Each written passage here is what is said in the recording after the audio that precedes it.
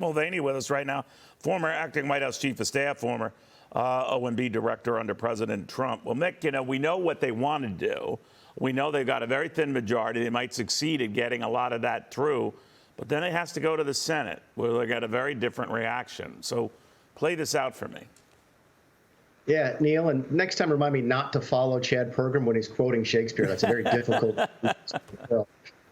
Look, for all of the fire and brimstone over the last couple of weeks, what I think people are ignoring is that the Republicans still just control 1/3 of the calculus here. They control the House. They don't control the Senate. They don't control the White House. There is no chance that major Republican legislation is going to get passed.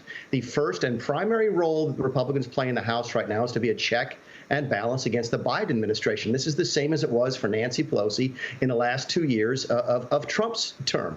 They're not going to balance the budget. They're not going to get dramatic spending cuts.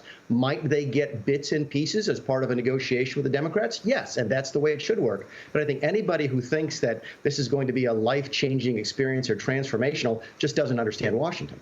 Mick, I was wondering what you made of a number of representatives I've had on, Republican, more in the moderate camp and the Kevin McCarthy camp, as it was initially going in the voting, who are concerned about freezing budget spending at this year's levels, that by extension into next year, say that would mean the equivalent with population growth, inflation, a contracted budget.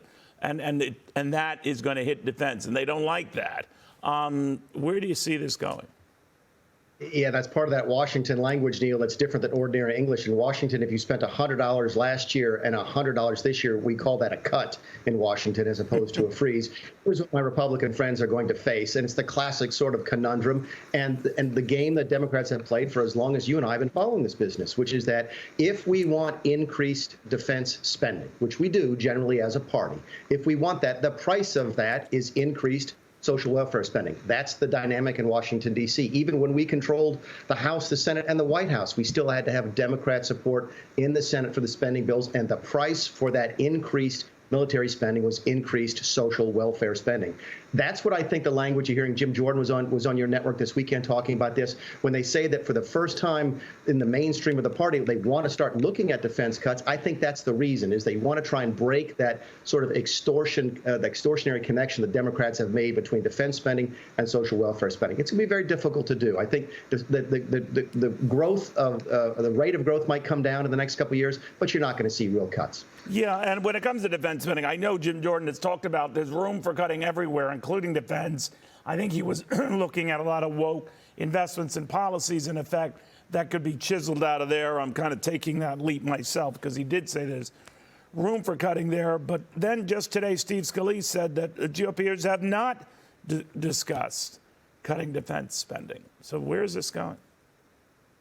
What does the rules call for? And this is what, listen, I was not a big fan of the 20 holdouts. I didn't understand why this was worth it.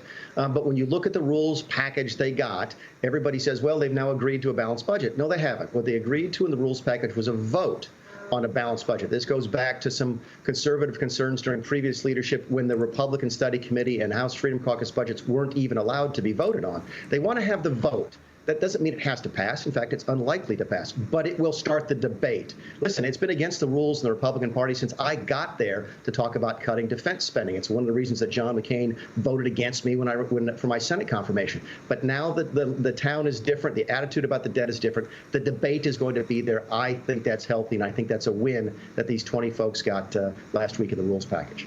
But, you talk about, entitlements and some of this, that really is the core of a lot of our spending.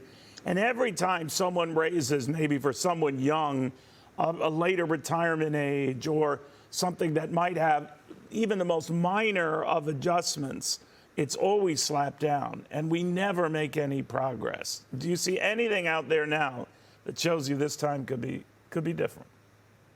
A little bit, Neil. I mean, it's going to be tough because it opens up the Republicans to such easy demagoguery by the mainstream media on the left and the Democrats. And I'll give you the specific example. The largest mandatory reduction proposal in history was Donald Trump's budget. I think the one we offered in 2017 did not touch old age retirement, did not touch mainline Medicaid, Medicare, cut things like scholarships for doctors, cut support for schools and so forth that people never realized was part of the mandatory spending, and we were attacked for it.